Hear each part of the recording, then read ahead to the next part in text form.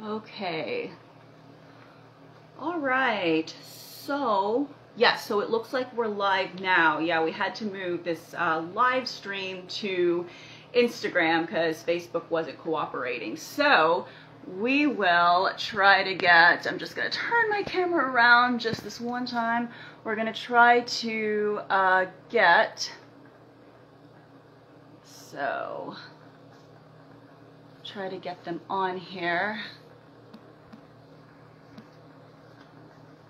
So, and I'm going to invite them on. So, okay.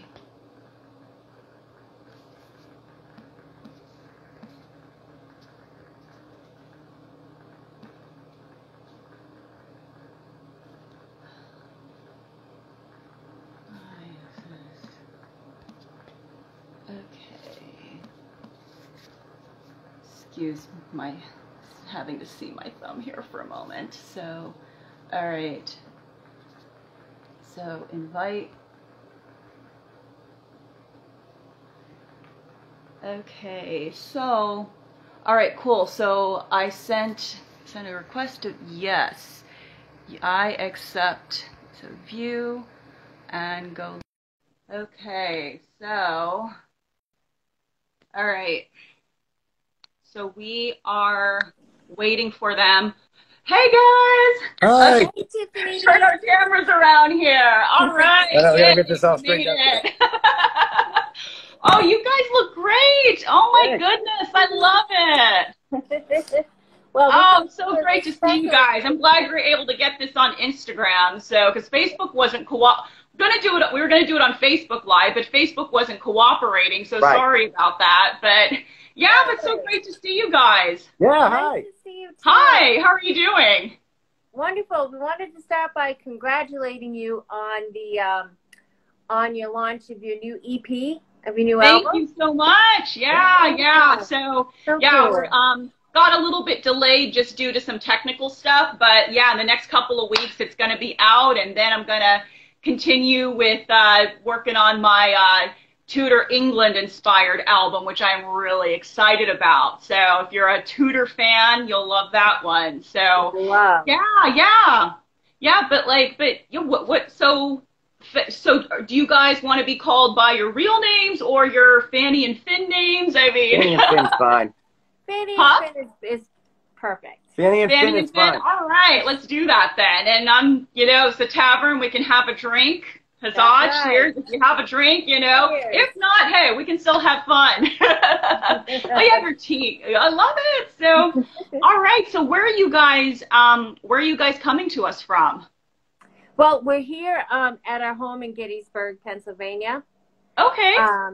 And so we thought that, you know, we would would enjoy like a casual setting. And so, you know, we decided, because this is where all the magic happens, to be honest. Everything that we do, we make and create right here at home. Okay. So we thought this would be a good fit. Right. Yeah. Oh, awesome. Yeah. Well, it's so great to have you. And Phinn, you were doing some storytelling. Right. I work at a ghost tour place here in Gettysburg. And, sweet. Yeah, and so I do those, and it's a lot of fun. I mean, I worked in TV for about 25 years. Okay. I was a history teacher. Yeah. And I owned a restaurant and a food truck before I retired. And when I retired, I moved down here. And I'm from there Maine. You go. Yeah, we're both from Maine originally, and so we decided to move down here because, you know, I used to come here all my life, basically. Yeah. And I figured it was a long way to drive, and, you know, and I figured I'd save on the gas, and I came on down.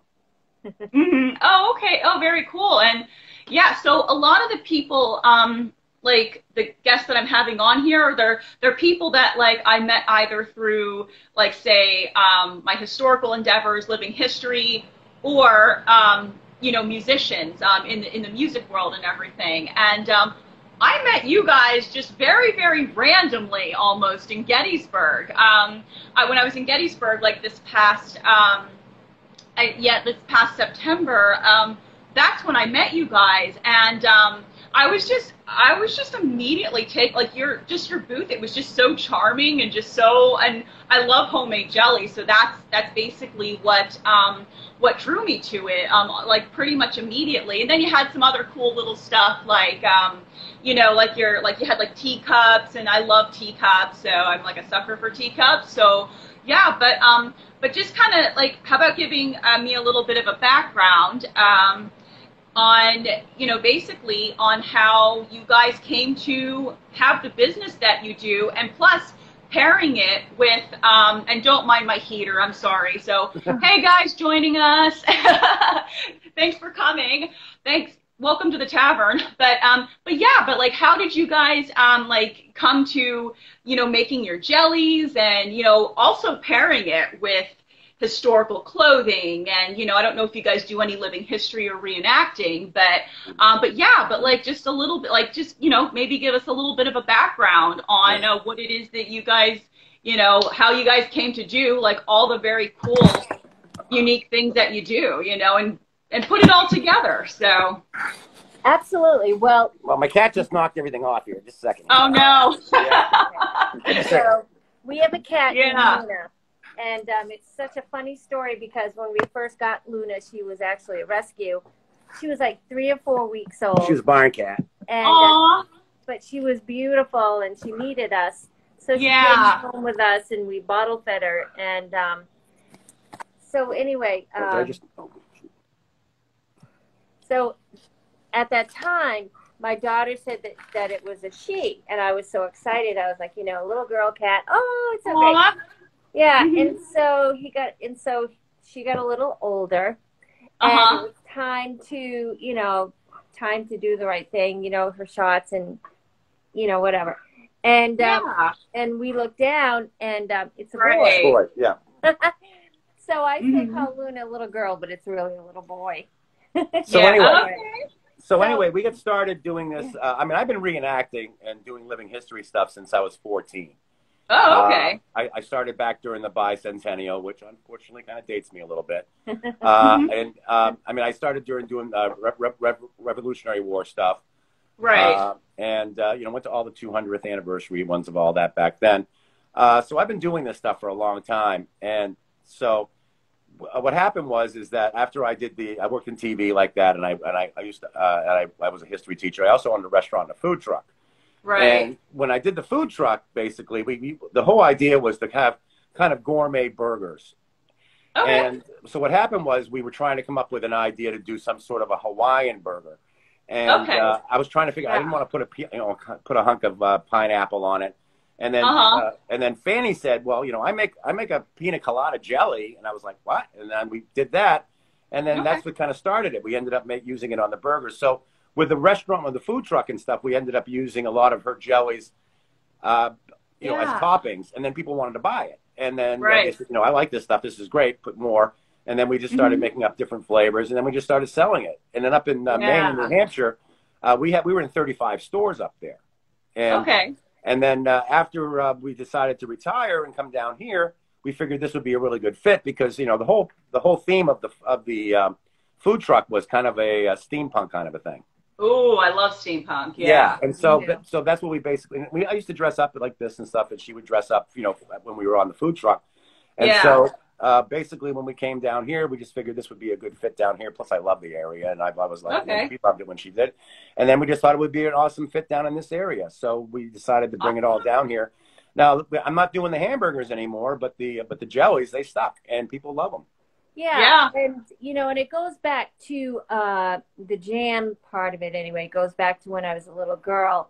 And my grandparents lived on a farm. And so we did a lot of foraging. We really they taught me how to embrace Mother Nature. And a memory that I have is, you know, the women of the community all would go to a mountain, Mount Katahdin, if you're from Maine. Mount Katahdin. Katahdin, yes.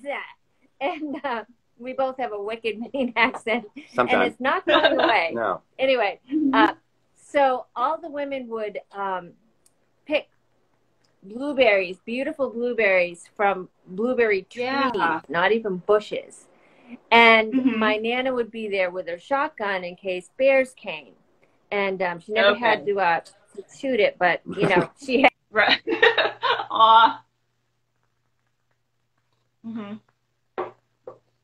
Okay, we're having some.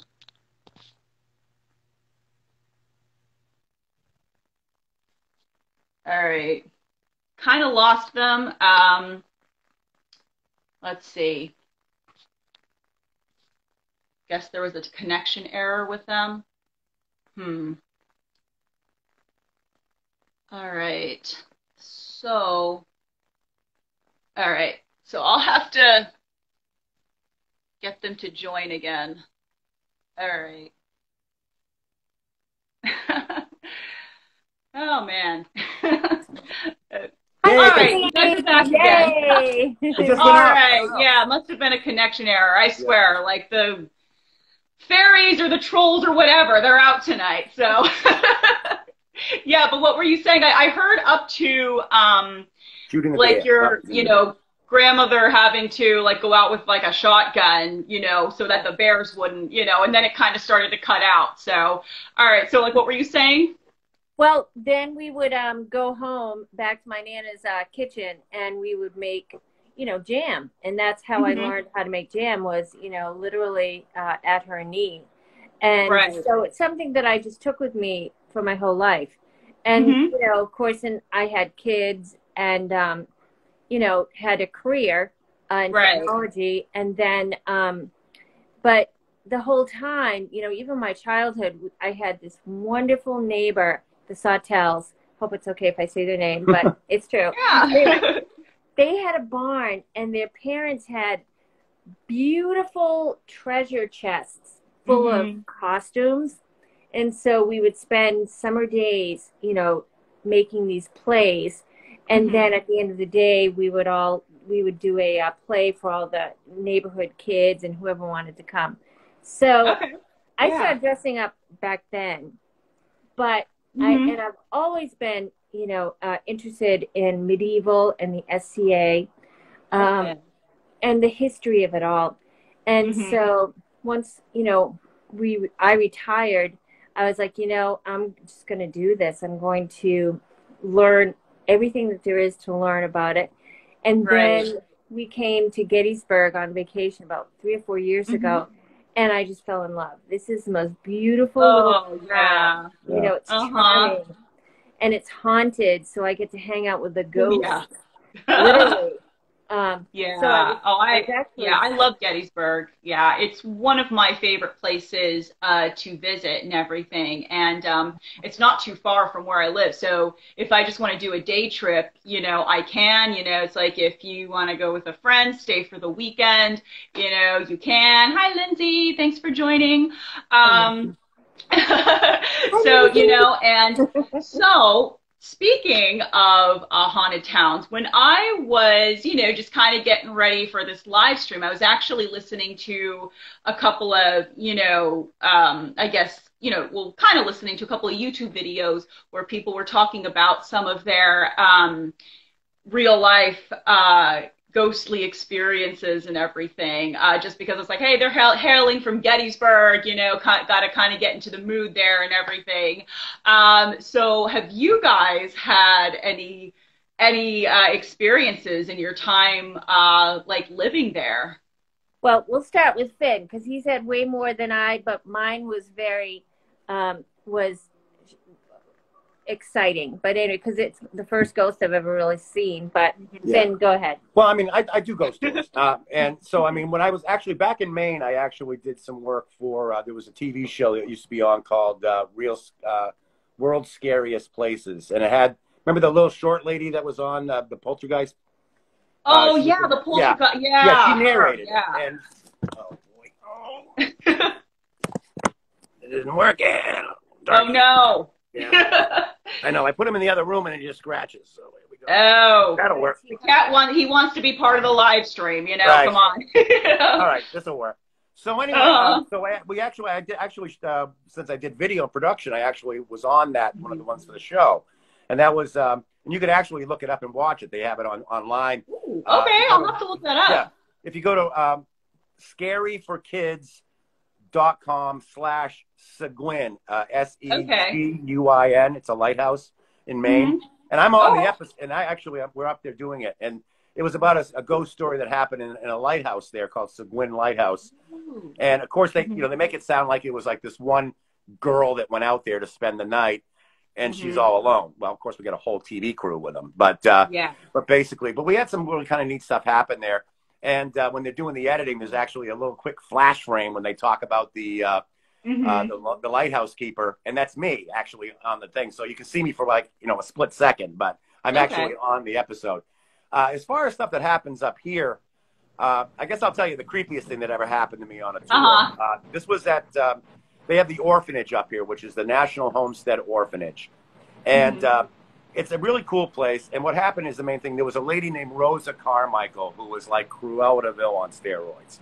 And she hated kids, and she did horrible things to these kids. She used to, she used to have a couple older kids that she called her stick boys, and they would actually have beat the little kid competitions, in front of her. She beat the kids all the time, any excuse at all. And the worst thing of all is that she literally had a dungeon in her basement. So if the kids misbehaved, she would drag them down into the basement, back to the darkest corner, and chain them to the wall by their neck and leave them down there for days in the pitch dark. Wow. I know, horrible stuff. Well, what happened was I was out in the playground that they have out behind that, and it's dark back there. And pretty much the only light was coming from my lantern that I have. And I had 15 people on the tour. And right in front of me, there was a family, and they have 3 little girls, like 3, 4, and 5. And this was about 9:30 at night. Like I said, it was really dark. And I'm out back there, and I'm talking about all the scary and horrible things that Rosa had done to these kids. Yeah. And then all of a sudden, without any warning, without any word between them, the 3 little girls all stepped off from their parents at the same time. And I'm talking. I got my hands all going into it. And I see them. They walk out beside me, and I'm going, whoa, what's going on, right? And they walk out behind me into the darkness. They stood in a circle, held hands, and then they went, ring around the rosy. Yeah, like that. Yeah, with that real kind of monotone. Right out of a horror movie thing. Yeah. And of course, everybody on the tour, we got 15 people on the tour. Everybody's jaws on the ground. We look back at the parents. The parents are going like this, right? And then we look back at the kids. They finish their song. And when they get done, they just stopped, silently got back into their little line, walked back to their parents, turned around, and stood there. Wow. And then we look at the parents again. And at this point, the parents are literally afraid of their own kids. They're like, we didn't even know they knew that song. And so I look at the little girls and I said, well, why did you do that? And the oldest one said, we felt we had to, which is pretty creepy, right? Yeah. But it gets worse because I actually did some research, and it turns out that one of the things that Rosa actually did to torture these kids is she would bring them out back, have them stand in a circle, hold hands, and do Ring Around the Rosie. But she would keep tempo. She would clap.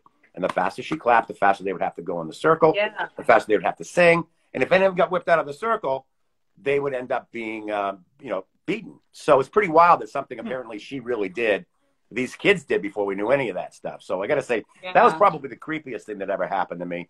Another thing that happened is there's a place called the Rupp House right outside of the place where we met, that big yellow building that was right there.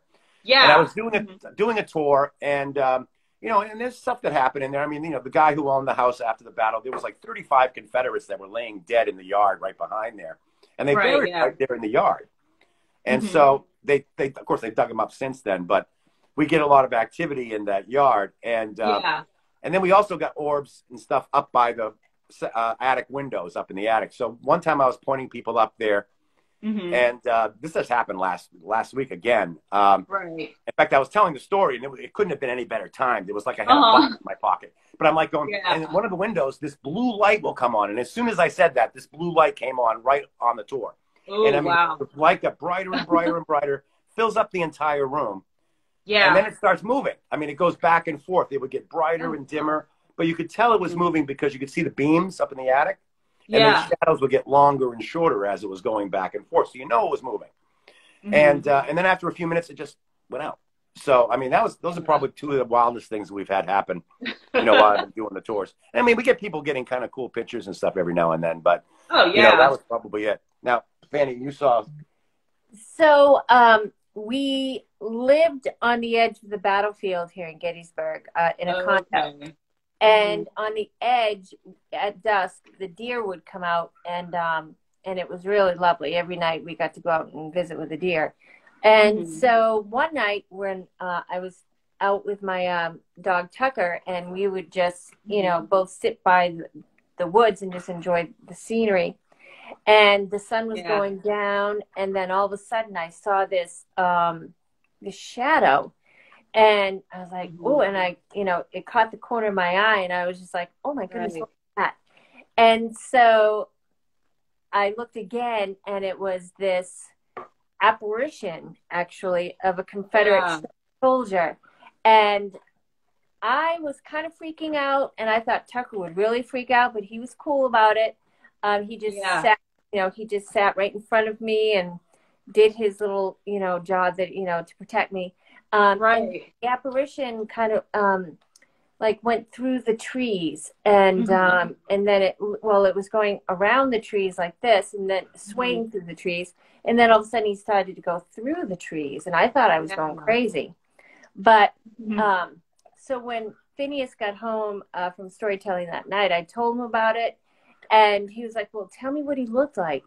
And so I said, well, he had this, you know, leather strap. She described it perfectly. And the thing is, she didn't know. I mean, but she described where his cartridge belt, you know, and the shoulder strap would come down. So she didn't even know what that would be. I had no idea that, you know. But they had it. So she described the uniform perfectly, and she didn't even know what the uniform at that point was really supposed to look like. So she described it perfectly. And that place was apparently where the Confederate camp was, out in that area there. So, I mean, I don't know. She saw it, and, I mean, she swore up and down she saw it, so I believe her. And then also, we would hear a banjo playing in the woods at night. That was weird. Yeah, so that's we've heard that often. Yeah, we were down by the John Burns statue down there on this. Yeah. And we were out there, and I was looking around, and all of a sudden we just heard this noise out, and I'm like listening, and like, did you hear that? And there was music coming from the woods. Yeah. And we went out and we looked, and I mean, and there's like there's no paths or anything really through those woods. But I went out and I went into the woods, looked around. I could still hear it, but we couldn't see anybody out there. And then we got into our car and we drove around, and there was nobody parked anywhere around anywhere, and there no reason for anybody to be in there. Oh wow! And so I don't know why there'd be just some stray person in there playing a banjo in the middle of the thing, and it was weird. So yeah, you never know, but it's still like I don't know, not very likely, you know. Not very likely, exactly. Yeah, not very likely. That's the. I mean, I know with me, you know, I've been on a ghost tour when we would be walking by the battlefield, and I had gone with someone else, another friend of mine, and you know, and he and I were like kind of, you know, just like we were on this ghost tour, and we came to like one of the battlefields, and you know, and then the tour guide's talking about, you know, like the different, like the battles and, you know, what happened, and we're hearing this, and I think like people were at first like, you know, kind of afraid to speak up because they didn't know if they were the only ones hearing it.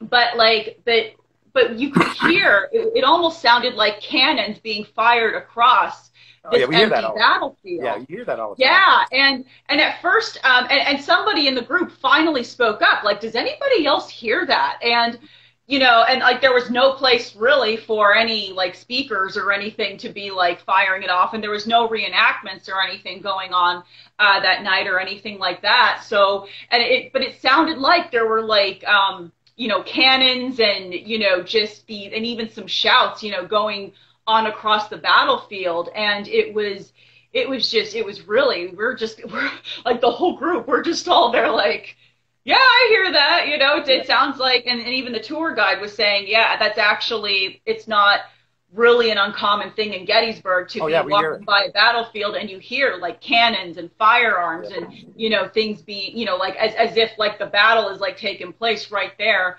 on the field. So yeah, so that was definitely, that was one, you know, and then I was then at this bed and breakfast, it was supposed to be haunted by like 8 ghosts, you know.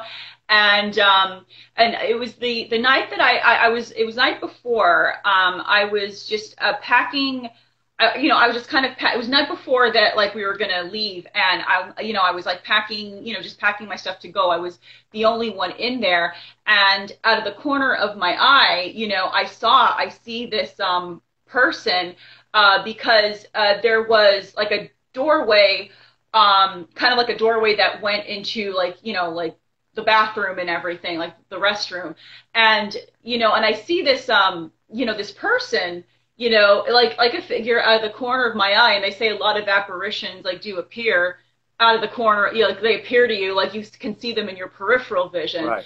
And it's like this person, like, they walked, and then they just kind of turned to face me, and I looked, and, you know, then it disappeared. So I don't know what happened there. Yeah. Oh, yeah. It's pretty much there's a lot of stories of ghosts and stuff like that in different names of the place. We stayed at the Tilly Pierce Inn, which is a bed and breakfast. And when we were first coming here to find a place to live, and we were the only person there. It was the middle of winter, kind of using that as our base of operations to find a place to live. And we were in there, and most of the time we were there alone for that week. No other guests were there. So the first night we're there, we're sitting there laying in bed, and we're watching TV. And all of a sudden I saw some movement at the bottom of the door. Now, it's an old place, right? It has the gap on the bottom of the door. Yeah, of course. And all of a sudden I saw this movement. I looked down, and it looks for all the world like a cat pawing under the door. I mean, I literally saw a black paw coming under the door. And so I'm watching that for a while, thinking, okay, I know there's no cat here. What's this? And then I nudge her, and I said, are you seeing this? And she said, oh, yeah. And she saw it, too. So I don't know what I thought I was going to do. I get up, and I pick up my cane, right? And I start going to the door, and I see it. You know, and I'm thinking, you know, and I see it. And then I open the door, and there's nothing there. And then the next morning, I went downstairs, and I asked the lady that got us our muffin, you know, because it was a bed and breakfast. And I said, do you guys have a ghost cat here? And she goes, oh, my God, yeah. Go in all the rooms. They're all open. Read all the journals. Right. And so we did. We went in the rooms, and all the journals, and they all talk about people coming in to find this freaking ghost cat. Yeah. So we thought it was pretty cool. So the next morning, another couple, they checked in. And so the couple checked in, and they were coming to find the freaking ghost cat. So, of course, I told them what happened, and they're all excited, right? And they go, oh, my God, tell us how you attracted it. So I said, I don't know. We were watching TV. You could try that. And then I went, no. And then I go, I mean, it was a cat. It was pawing at the bottom of the door. Get one of those little plastic balls with a bell in it, right? Put it down next to the door. I don't know. So the next morning I came downstairs to get my muffin again, and they're already up, and they look pretty tired. And I said, how'd it go? And they went, oh, God, I wish you wouldn't have told us that. That thing was bouncing around our room all night. So, yeah, that was pretty wild. That man. So, yeah. Yeah. Another thing that we're so grateful for here in Gettysburg is the local merchants are so just gracious and so nice. That's awesome. We're making friends, and so one of our friends, Barb and Steve, yeah. Okay. They own Cone Sweet Cone, and that's the ice cream store where we set up. Oh, I love Cone Sweet Cone. Oh, they have great. Yeah, the best ice cream in town. So, you know, we were just so grateful, you know, to be able to partner with them. You know, they loan us a little piece of their lawn because, you know, they love you. And so we're very grateful for, you know, people like that here in town. You know, there's quite a few people who support us. Right. We sell all of our Boozy jams and jellies at Kenny's Marketplace. Here in Gettysburg. Yeah. And we also sell online. Our website is phanniesboozyjams.com. And of course, there's Facebook. I fought the website for probably 4 years because I just loved the interaction like this of Instagram and Facebook. You could really interact with your customers and get to know them. Oh, absolutely. Where, you know, on the website, I have no idea who visits the website. You know, those who have little email contact thingamajiggy. But so, you know, for me, Facebook was, you know, the Mac Daddy was just the way to go. However, now I understand, you know, the website kind of phenomenon, if you will. Yeah, of course. And it's very cool. Another story, and I think this is kind of fun. When we started our jam company, it was classic jams, no booze. And so we went to Hittybunkport to you know, to see if we could drum up some business. Yeah. And visit this store underneath Federal Jacks. It was the Shipyard. Shipyard Brewing Company. Brewing Company. Okay. It was a gift store. And so we walk in and we meet Becky, who is one of the owners. It was just like meant to be. And so we start talking about our product, and she goes, you know what, Miss Phannie? She goes, I can find blueberry jam anywhere. She goes, but you know what I can't find anywhere? She goes, is Boozy blueberry jam. I was like, Miss Becky. Right. So from there, brilliant. Wrapped around our company in regards just from that one suggestion. And you know, we're so grateful for that type of feedback. And, you know, and it's funny because we were talking about constructive criticism, because I love feedback from the customers, because that's where I learn, you know, about some of the most brilliant ideas, you know, that we can do and try. It's from our customers, because our customers are a business. You know, we value them, we respect them.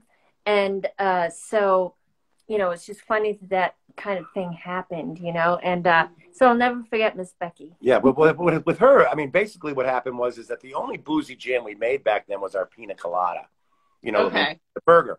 So we brought it in, we had all the regular jams, and of course you're in Maine, and there is lines of blueberry jams up there for sale. Everywhere. And that's what she said.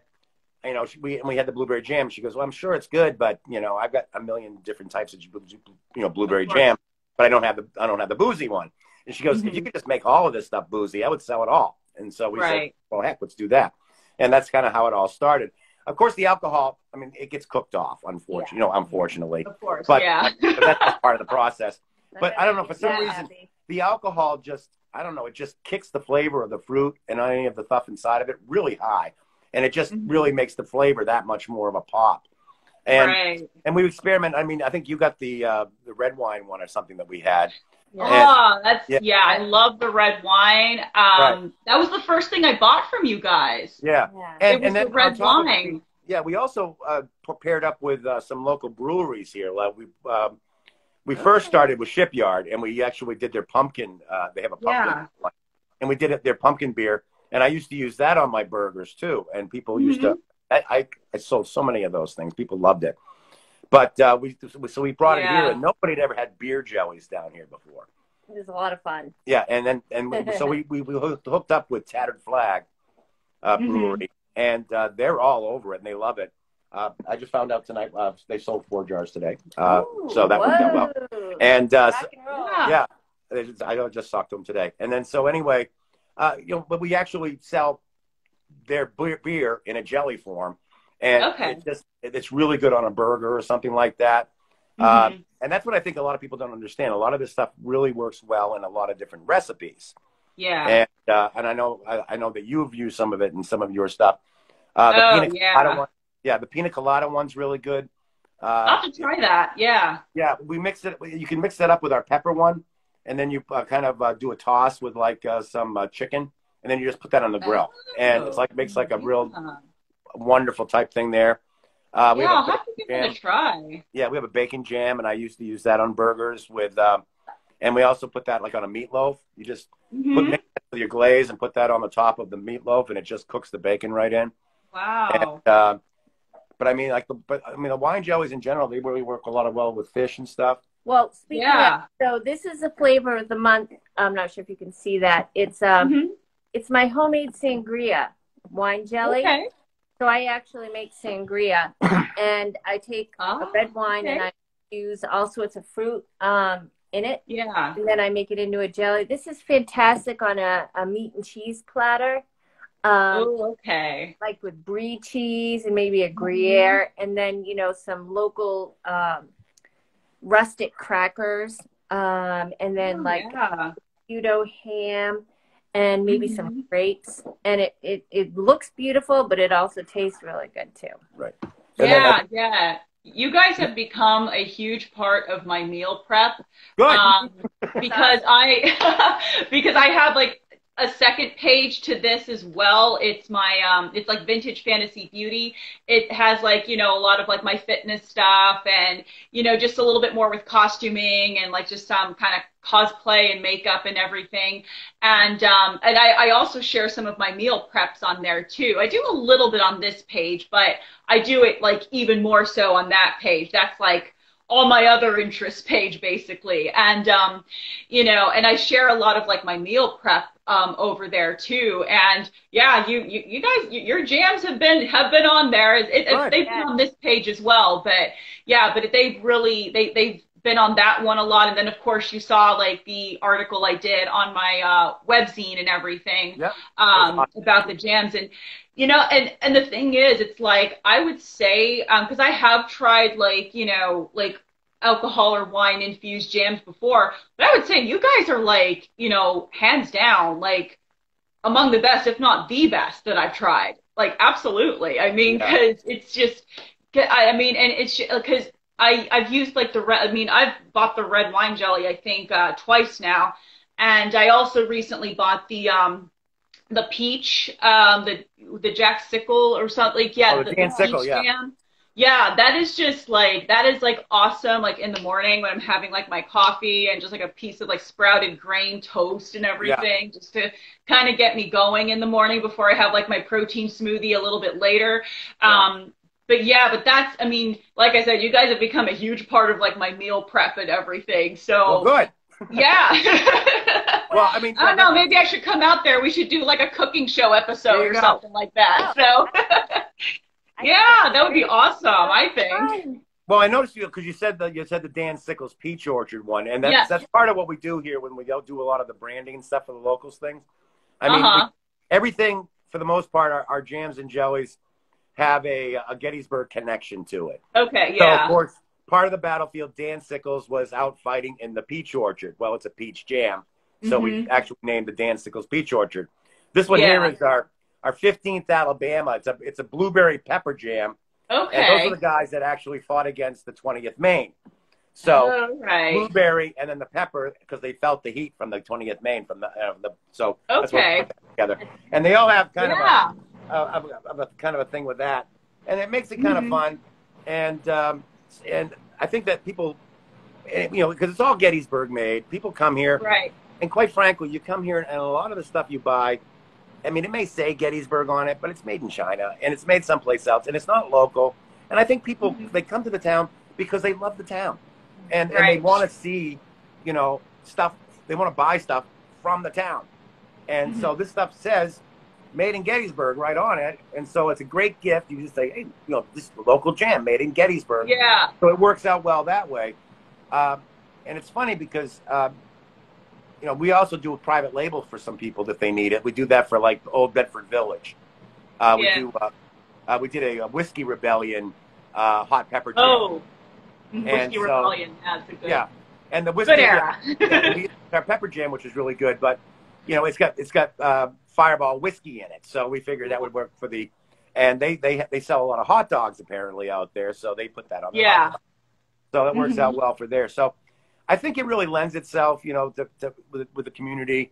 We're dressed up, so people like to see that. Yeah. We get pictures taken with a lot of the tourists all the time. They like to see that. Oh yeah. So I just think it's an awesome fit for all of us. And I think so. Yeah. Yeah, I think there's a little. I mean, as cliche as that sounds, like a little something for everybody there. Right. You can attract the costumers, living historians, things like that. But, you're a run-of-the-mill person who might not necessarily be into things like that. They may just ooh, I like homemade jams, and I like wine-infused jam, So, but but I think, you guys have like an awesome product. And like I said, really enjoyed like meeting you guys last time I was in Gettysburg. Well, we like meeting you. Yeah, it was awesome. Yeah. Another thing that she's been doing too is she's been starting to make these her candles and stuff. And we're starting to do this year where they actually they smell like things from the battle. Like this one's called Officer's Call, and it has a smell of tobacco and bourbon. So that kind of goes along with that. We got the cartridge box that has a black powder kind of a smell to it.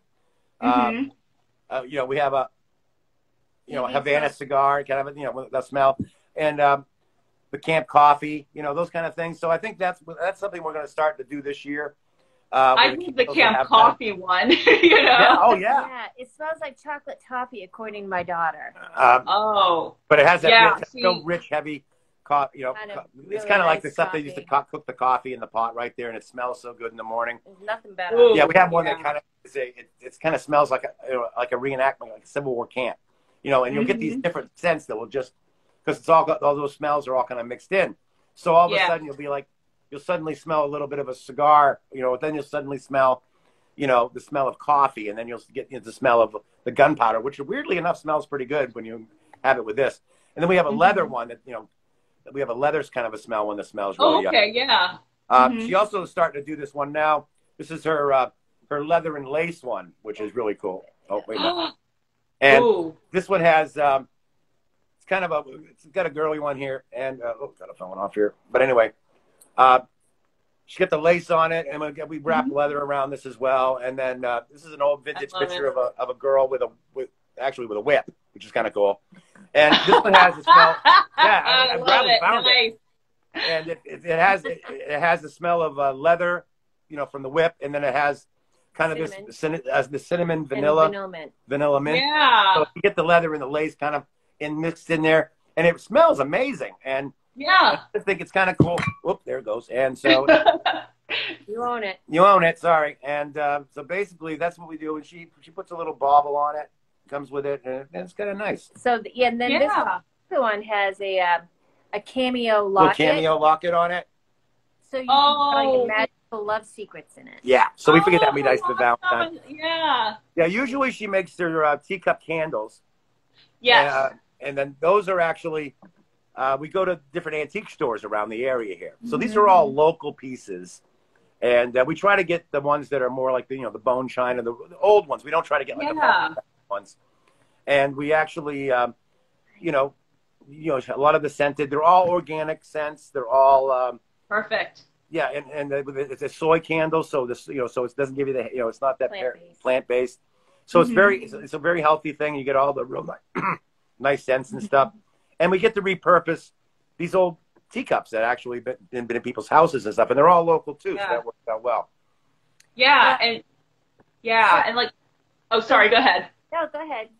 I was going to say, well, one thing that I do like about your product is that it is all locally sourced and everything. Right. And yeah, I absolutely love that. And so when will the candles be available on your website? They should be on there right now, actually. Oh, okay. Put them up. Check it. Yes. I put them on the website, I think, yesterday.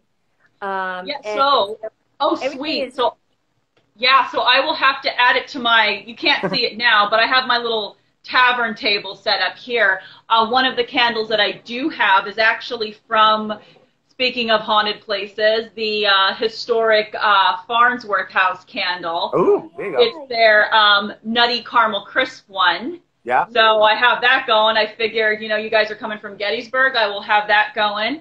And then I have this Lord of the Rings inspired Bree Spice Market from this company called Mythologie Candles. They're also very good too. Yep. So, yes. So, yeah, I'll have to add one of your candles now to the setup. So, yeah.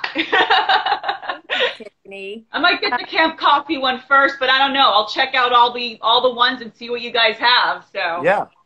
Well, it's kind of fun with the website.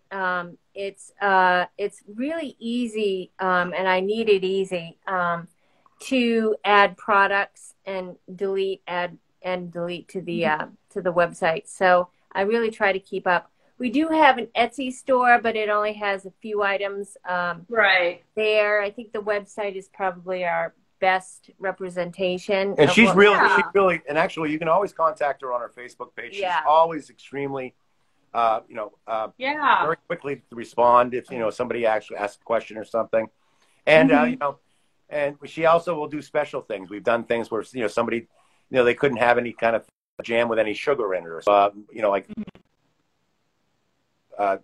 sources like using honey instead of raw sugar and things like that.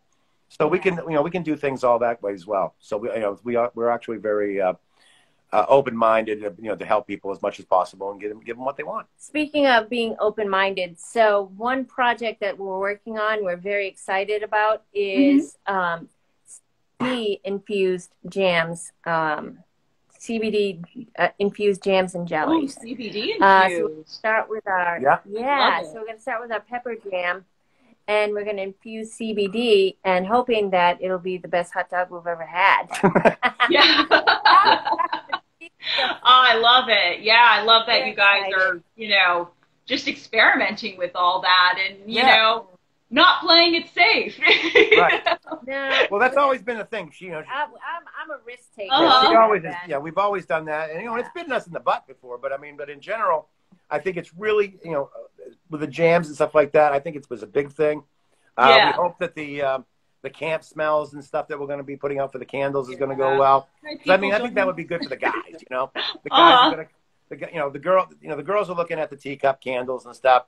And then, their husbands, and they're going, well, gee, I'm here for the reenactment stuff, and then you go, well, this smells like a Civil War camp. And then we'll go, oh, wow, maybe they'll buy that.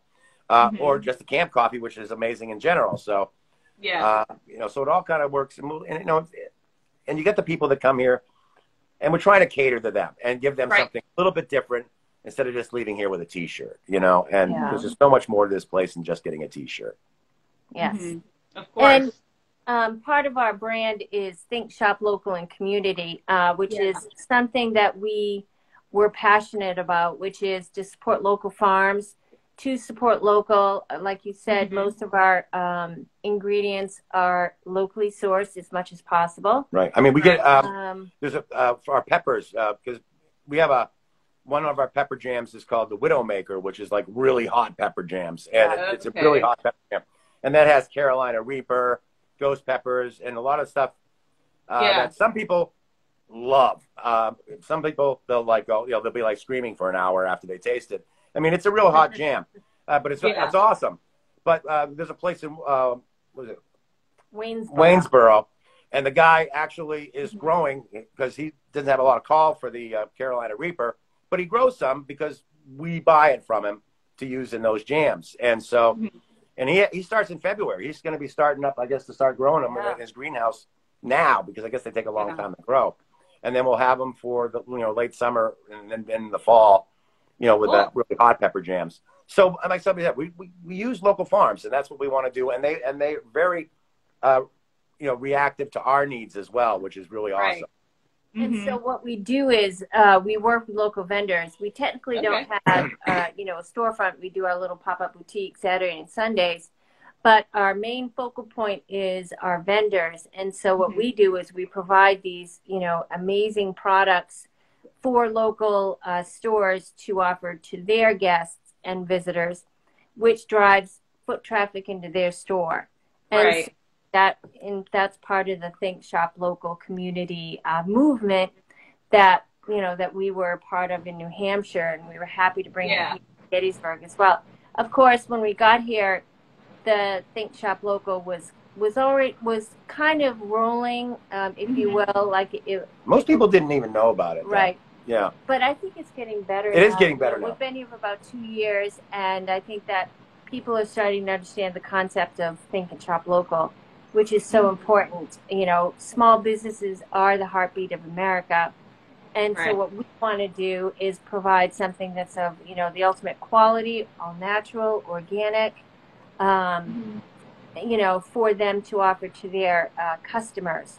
So it's part of like this beautiful, circle where we all hold hands and we all kind of, sparkle our special talents for the world to see and enjoy.